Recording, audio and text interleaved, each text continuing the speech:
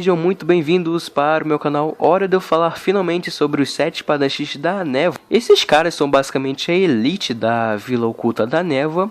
Obviamente são formados por 7 integrantes, sendo que esses 7 são tipo os mais bambambãs quando o assunto é maestria de espadas. É uma pena porque a gente não sabe exatamente a data da primeira geração de espadachins da Névoa. Literalmente, a gente só viu esses caras unidos cronologicamente pela primeira vez lá na Terceira Guerra Mundial Ninja. Depois vimos eles na Quarta Guerra reunidos e, claro, em Boruto. Ou seja, na telinha a gente só viu esses caras reunidos, os 7, 3 vezes. É uma pena porque, obviamente, a espada é passada de geração em geração. Não temos um ponto zero de quando é que foi a primeira formação desses caras. Mas fazer o que, né? A criação das espadas também é outro dado curioso, porque tem algumas informações aí falando que foi o primeiro Mizukage que criou elas, mas isso não é nada confirmado, então tem isso também. E cara, os espadachins no geral tem pouquíssima história sobre cada um deles. Obviamente dos 7 espadachins os que mais se destacam são os Zabuza e o querido Kisame. Esses sim têm mais história, mas vou comentar um pouquinho sobre o resto. Então, a partir de agora eu vou falar sobre cada espada e quem as empunhou, bora lá! Kubikiriboucho, lâmina carrasco ou espada separadora. Parece uma facona de açougueiro bem grande, ela é bem bacana. A habilidade única dela é que ela acaba absorvendo o sangue dos oponentes para se regenerar. Ou seja, não importa o quão danificada essa espada esteja, se ela cortar os inimigos ela se regenera rapidinho, tipo um Wolverine 2.0. E claro, cronologicamente falando, a primeira pessoa que vimos utilizar essa espada foi o querido Juzo. Ele lutou na Terceira Guerra Mundial Ninja e sobreviveu ao ataque do Matidai. Após isso ele saiu da sua vila, se uniu a Katsuki, ele virou o primeiro parceiro do Itachi. Infelizmente o Juzo morreu numa luta contra o quarto Mizukage e o querido Mizukage acabou recuperando a lâmina carrasco. O sucessor do Juzo é o Zabuza Momochi, o demônio do gás oculto. A história dele realmente começa após a Terceira Guerra. Ele acaba roubando a Kubikiriboucho para si e tenta assassinar o quarto Mizukage sem sucesso. Ele fez tudo isso porque ele estava insatisfeito com as condições da sua vila. Enfim, eventualmente ele acha o menino Haku e bom, o resto é história, não é mesmo? Ambos se tornaram os primeiros vilões ali do primeiro arco do Naruto clássico. E quando o Zabuza morreu, ele foi enterrado junto com a sua espada.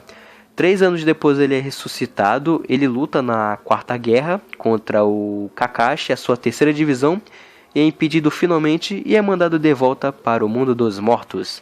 É curioso que tanto o Zabuza quanto o Juzo têm basicamente o mesmo arsenal de jutsus. Ambos são mestres ali do estilo água e da técnica de assassinato. E o sucessor do Zabuza foi o nosso querido Suigetsu. Suigetsu desde criança queria se tornar um dos 7 espadachins da Névoa. Eventualmente ele é capturado pelo Orochimaru e o querido Orochi faz experimentos no Suigetsu.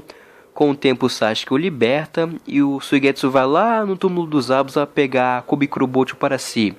Ele usa pelo quase resto do Shippuden, usou pouco mais. É o que ele tem, não é mesmo, velho? Suigetsu é do mesmo clã do segundo Mizukage, ou seja, ambos são capazes de manipular seus corpos com substâncias aquosas. E é isso que o Suigetsu faz de melhor. E próximo temos a Samerada, pele de tubarão ou a grande espada. Das 7, ela é a mais temível de todas e com razão. Por alguma razão essa espada é um bicho vivo que é capaz de roubar o chakra dos oponentes e dá para aquele que a segura. Ela também é capaz de curar o seu usuário, que a impõe. E o fato mais bizarro é que ela é capaz de se fundir com o seu usuário, criando assim um tubarãozão bem fortinho. Não sei como isso é possível, mas tá aí, né? As razões de o porquê a Samerada é a mais temível das 7 espadas. E cronologicamente falando, o primeiro usuário que vimos utilizar essa espada foi o Sr. Fuguki. Não temos nada sobre ele, só que ele lutou na Terceira Guerra Mundial Ninja, sobreviveu ao ataque do Matidai e ele foi o mestre do Kisame e o Kisame o matou. Então tá, né? Ele acabou sendo ressuscitado na Quarta Guerra e foi impedido novamente. Fantástico! Uma coisa curiosa é que ele é capaz de manipular o seu cabelo igual o Jiraiya. E é isso. Sucessor do Fuguki foi o seu discípulo Kisame Hoshikage. Kisame tem um passado bem pesado porque ele matou seus próprios companheiros de equipe só para impedir que o inimigo os capturasse e obtivesse informações sobre a vila do Kisame, velho. E o Kisame foi lá e matou geral. Não muito tempo depois ele matou o Fuguki, porque o Fuguki estava basicamente compartilhando informações com vilas inimigas e o Kisame matou o coitado. E ele pegou a Samehada para si. Após esse assassinato, o Obito Tobi quarto Mizukage apareceu e conversou com o Kisame. Após isso ele entrou na Akatsuki, virou ali o parceiro do Itachi e bom, o resto é história. Claro, teve os momentos bem legais do Kisame contra o Gaia ali, né, durante o Shippuden e um pouquinho do Naruto clássico. E é bom lembrar que foi o Kisame que capturou 4 caudas sozinho, velho. O Kisame era um monstro de forte, acabou se matando só para não falar informações para os seus inimigos, velho. Kisame era muito hardcore, um mestre do estilo água, poderosíssimo. Bateu ali de frente com o Killer Bee, o Guy no portão ali, no 7º portão. Até hoje eu me pergunto, o que era melhor no estilo água, ele ou Tobirama? Só questões. E claro, a menção honrosa que o sucessor do Kisame foi o Killer Bee. Basicamente na luta do Kisame versus o Killer Bee, a Samehada gostou tanto do chakra do Killer Bee que ela acabou traindo o Kisame, que foi bem engraçado. E o Killer Bee utilizou a Samehada pelo restante do Shippuden. Não vou falar muito do Killer Bee porque eu tô guardando ele para um próximo vídeo, onde eu irei falar sobre todas as bijus e os seus respectivos Jinchurikis que elas tiveram ao longo dos anos. Vai ser bem bacana, hein? Mas é isso, hein? Tio do povo teve a Samehada. Próximo temos a Nuibari, agulha de costura ou espada longa, que é só uma agulhona que é utilizada para perfurar os inimigos. Isso daria um ótimo palito de dente, mas brincadeiras à parte, das 7 espadas é que eu menos gosto, sei lá, eu acho ela muito básica e padrão. Não me entendam mal, é super eficaz, mas sei lá. Literalmente, a única pessoa que vimos utilizando essa espada foi o Kushimaru. O passado dele é filler, então nem vou comentar sobre. Mas ele lutou na Terceira Guerra Mundial Ninja, morreu nas mãos do Might Dai. Foi revivido na Quarta Guerra, mas foi impedido pela Terceira Divisão. E notem que o Kushimaru tem uma máscara Dambu, não é mesmo? Que curioso. Próximo temos a Kabutowari, separador de elmo ou espada brusca. E alguém pode me explicar por que isso aí é considerado uma espada? Porque é um machado ligado com um martelo via uma corrente. Como é que isso é uma espada? Eu não sei, mas enfim. O usuário basicamente ataca com o machado. Logo em seguida ele utiliza o martelo para romper qualquer defesa. Isso é tão idiota em tantos níveis, mas enfim. O único usuário que vimos utilizando essa espada é o querido Sr. Jinin. Ele morreu na Terceira Guerra Mundial Ninja, nas mãos do Might Dai. Ele foi ressuscitado na Quarta Guerra, mas foi impedido pela Terceira Divisão. Shibuki, respingo ou espada explosiva. Outro exemplo de uma espada extremamente criativa que eu acho idiota. Basicamente é um espadão que é revestido com tarjas explosivas que explodem no contato contra inimigos. Fantástico! O único usuário que vimos utilizando essa espada é o Jinpachi Kinomi.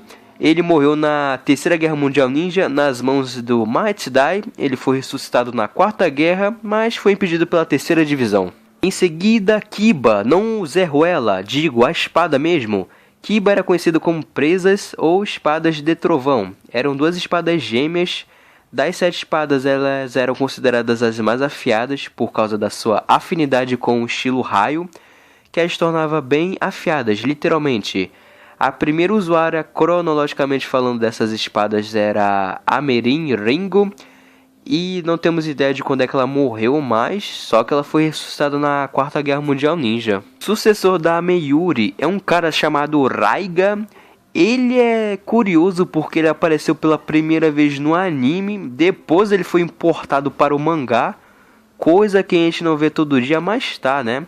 O passado dele mais ou menos é... ele lutou na Terceira Guerra Mundial Ninja, sobreviveu ao ataque do Might Dai, após isso ele saiu da sua vila, e é isso. E é estranho, velho, porque o resto da história dele é filler, que teve lá no Naruto clássico, porém em Boruto descobrimos que ele teve uma filha. Então é complicado, mas tá, né, senhor Raiga. Para finalizar, temos a querida Hiramekari, espada gêmea. É diferentona, eu também gosto dessa espada. Basicamente ela utiliza o chakra do seu usuário para que ela se transforme em várias outras formas, como um martelo gigante, uma forma mais alongada e literalmente espadas gêmeas. Tá, isso é um pouco de trapaça porque teve um carinha que utilizou a Hiramekari antes desse indivíduo aí que é o Mangetsu, mas depois eu falo sobre ele. Mangetsu, o irmão mais velho do Suigetsu, pertence ao clã do segundo Mizukage também, ou seja, ele é capaz de manipular o seu corpo de várias maneiras, que é bem legal. Mangetsu acabou se tornando um membro dos Sete Espadachins da Névoa após a Terceira Guerra Mundial Ninja, foi mestre da Hiramekari e infelizmente ele morreu de uma maneira bem prematura que só Deus sabe o que ocorreu com ele. Ele acabou ressuscitando na Quarta Guerra Mundial Ninja e foi impedido pela Terceira Divisão. E é isso, um cara bem legal.